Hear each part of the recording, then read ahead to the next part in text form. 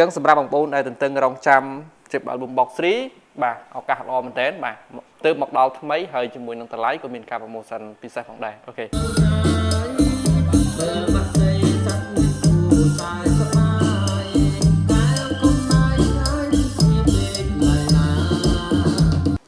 អូខេបាទសួស្តីបងប្អូនគ្នាបាទស្វាគមន៍មកកាន់ Nano Sound Olympic ដូចជា International វីដេអូនេះខ្ញុំចង់ផ្ដល់ជាដំណឹងដល់បងប្អូនអរគ្នាបាទជាពិសេសសម្រាប់បងប្អូនដែលទន្ទឹងរង់ចាំជិប album box 3បាទឥឡូវនេះគឺចូល stock វិញហើយបាទជាមួយនឹងការ promotion បញ្ចុះតម្លៃពិសេសមែនទែនបាទប្រហែលជាបងប្អូនដឹងស្រេចហើយបាទចំពោះ album box 3នេះបើតម្លៃការដេញចេញមុនដំបូងគឺ$449បាទ discount ជាបន្តបន្ទាប់បាទនៅសល់